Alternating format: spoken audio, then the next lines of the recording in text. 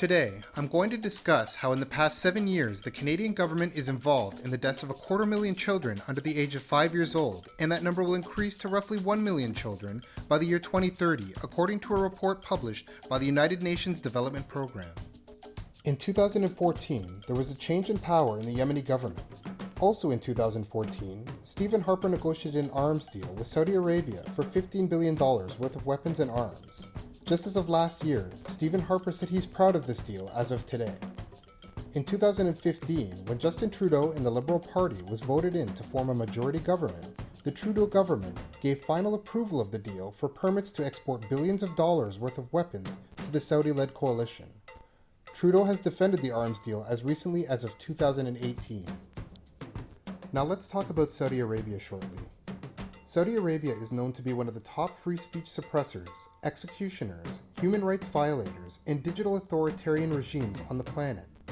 In their own country, they have executed their own citizens, men, women, minors, and the mentally ill due to being convicted of sorcery, homosexuality, adultery, apostasy, drug-related offenses, witchcraft, and more.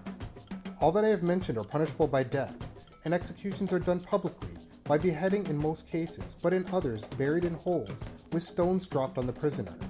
Other forms of punishment in Saudi Arabia include paralysis, eye gouging, flogging, crucifixion, amputation, among others.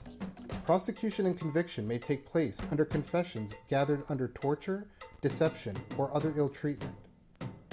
Shortly after Saudi Arabia started airstrikes against Yemen in 2015, they began targeting hospitals, crowded funerals, weddings, schools, school buses, amongst other residential targets, all of which are international war crimes.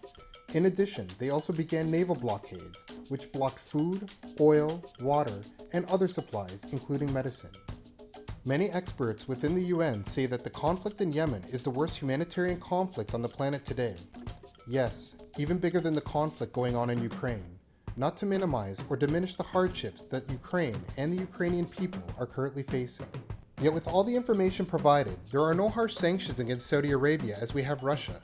There is no stopping in the production of weapons that are fueling this conflict like Sweden has done due to Saudi Arabia's human rights record. In fact, the Canadian government has ramped up production in 2021, as well as provide just enough aid to Yemen to continue the conflict and prolong the suffering in hopes of another big payday. So far, more money has been offered to Ukraine over the past 6 to 7 months than we have provided Yemen over the past 6 to 7 years. I'm not insinuating that this is racial, but there is a clear double standard in which we heavily sanction Russia and provide great amounts of aid to Ukraine. Perhaps because Saudi Arabia is our biggest trading partner in the Middle East has something to do with our continued support to arm the Saudi-led coalition. United Nations officials have stated that 3 out of 4 Yemeni people will depend on food assistance in 2022. The World Food Program has said, "We are looking at a seismic hunger crisis if we do not step up now." They have also stated, "We have no choice but to take food from the hungry to feed the starving." I will be fasting anywhere from 7 to 14 days depending on my health in solidarity with the Yemeni people to bring attention to the atrocities that the Canadian government is participating in by producing weapons for profit and the lack of any sanctions or punishment towards Saudi Arabia.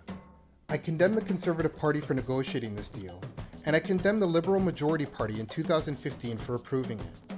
A deal to profit from the suffering of other human beings, children, an entire culture just to provide enough aid in hopes of prolonging the suffering, in hopes of getting another multi-billion-dollar payday.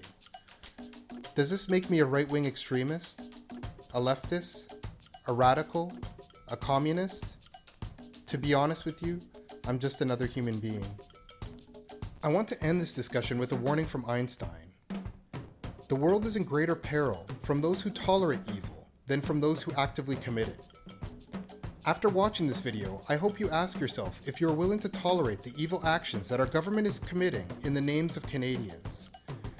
If you want to do something to assist, I suggest to contact your local MP and advise them that you condemn the distribution of weapons to the Saudi-led coalition and to place immediate sanctions on Saudi Arabia, similar or exact to those that have been placed on Russia due to the human rights violations and international war crimes that Saudi Arabia has committed.